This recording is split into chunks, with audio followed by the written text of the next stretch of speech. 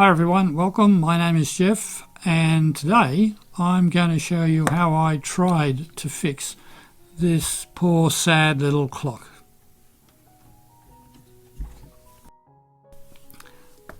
Welcome to Rocket Rose Art. This poor little clock was one of the first things I ever made. It goes back quite a few years. I think it was probably one of the, or close to one of the first projects I ever made, and it was certainly the first clock I ever made. And it was actually the first time I ever tried to drill a hole into a piece of glass. So it's a lot of firsts, this one, and sadly it didn't survive very long.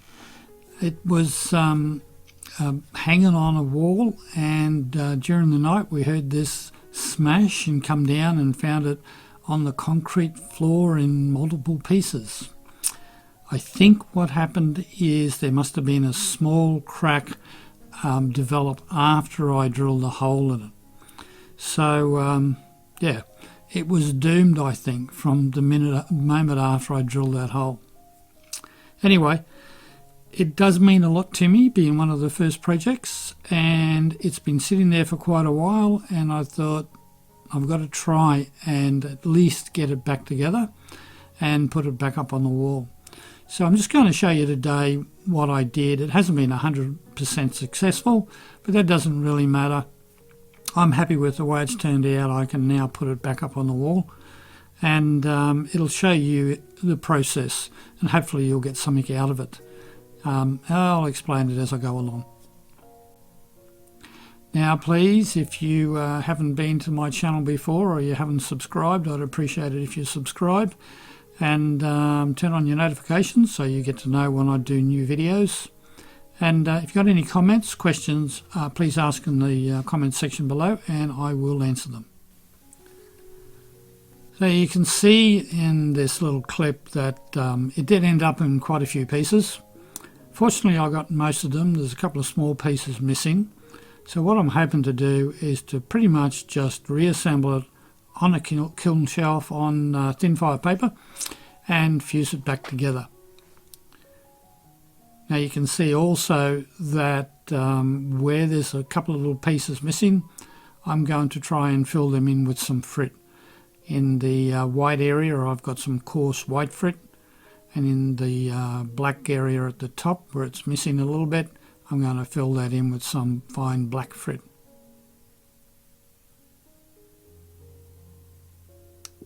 When I first made this piece, it was basically just a circle of 3mm black on the bottom, and in the middle was another circle of 3mm white, and with some stringers around the edge for the hour markers. And in the middle I used some black frit to try and give or represent buildings in the city. Now that was just fine black frit, so it wasn't a very thick layer. So when I refuse this, I'm half expecting that that won't survive very well. I mean, not that it's an actual masterpiece in the first place, but I suspect that that pattern will probably round off more, and everything will round off a bit more in the fuse, and yeah, it won't look quite as good as it does now. Now I'll put this in the kiln and we'll take it up to a full fuse, and hopefully it will all fuse together.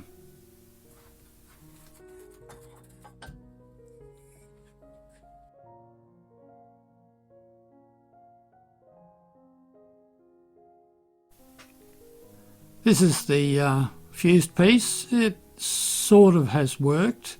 You can still just see where the cracks were in the white on the front, and you can see there's a little divot where the hole was, or where there was a piece missing around the edge, and in the white area that seems to have filled in reasonably well. But it's not great, but it will do, because with this piece, as I said, it was never a great piece, and putting this back together isn't about making it perfect, it's just getting it back together. And I'm not worried about the lines, being able to see the lines, because that's basically part of its history. On the back you can see that the lines are more dominant. Now I do have to re-drill the hole, And hopefully in that process I won't have any problems. So I'll show you now me re-drilling that hole. So keep your fingers crossed. So I'll just show you the setup I have here and how I drill holes. So I've got this container here that I think I found at a local cheap shop.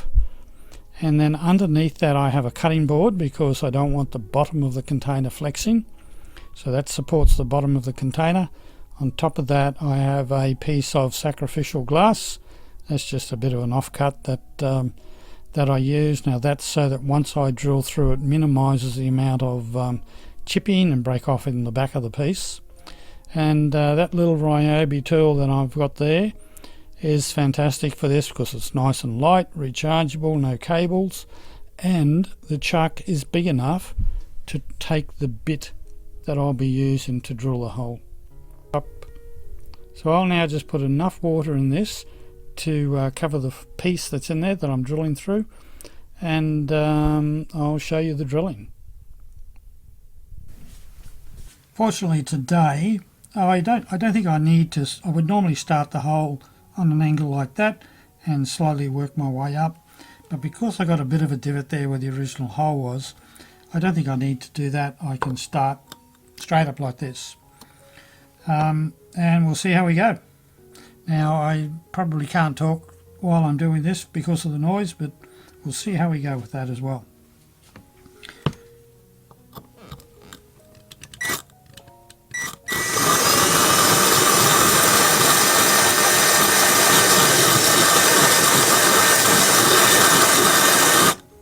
Well, something I should say is the good thing about this little drill is that the speed is adjustable, and it's adjustable through pressure on the trigger here, which is excellent because when you're starting you just want to go reasonably slow and then you can speed up as you get along. Not that I'm trying to sell you a Ryobi because I don't get anything out of it.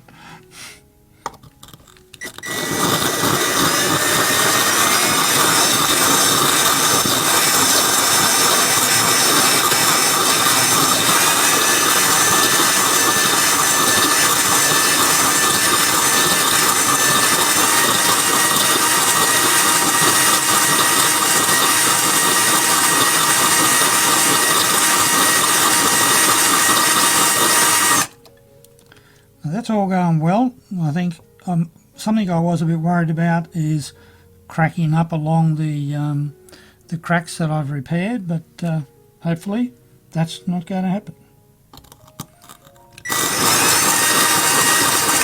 When you're cutting, just a little wobble like that helps it get through a bit better.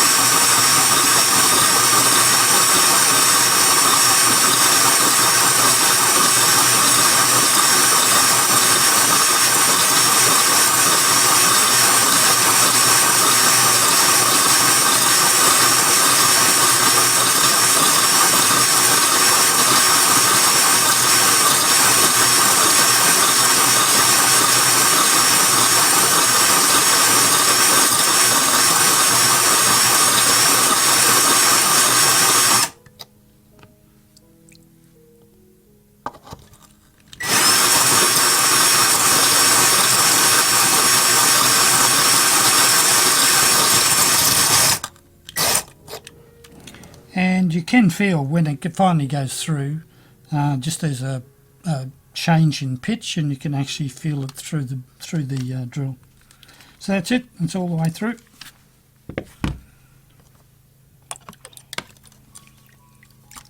Nice good hole, and very little chipping on the back. So I can just assemble this now, and I'll try and show you as I put the clock movement in.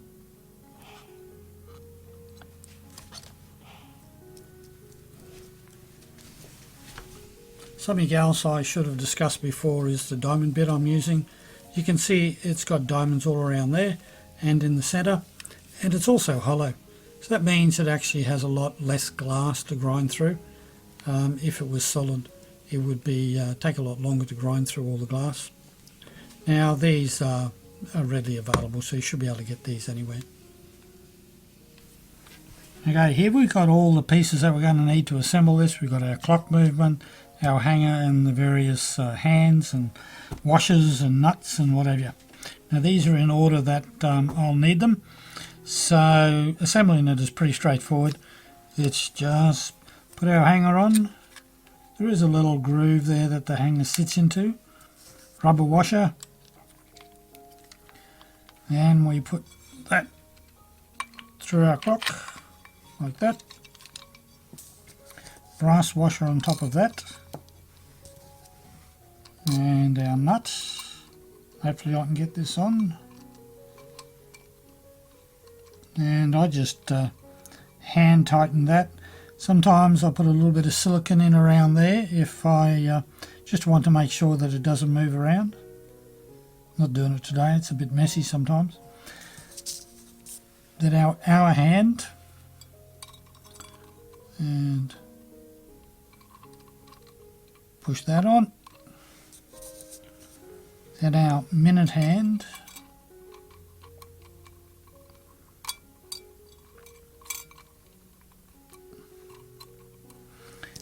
and then the little nut for that. It's all very fiddly this, especially when you got fat fingers like me. And then lastly, put on the second hand. And we just push that on. And there we go. And there's our poor old clock. Now when I say poor old clock, it's not the greatest clock. You can see it's got some divot on it, and yeah, this is all faded out a bit. So it's not the great old clock, but it's got a bit of sentimental feelings for me. That's the back of it. Actually, I'll turn it on, and there she goes. Well, I hope you found that interesting. To me, it's a big thing to get that clock back up on the wall, and it's going to go on the wall just over here. And hopefully we won't hear another big bang in the middle of the night. If you like that and you'd like to see some more, there'll be a couple of suggested videos up the top and down the bottom, and please don't forget to subscribe. And until the next video, I'll say bye for now.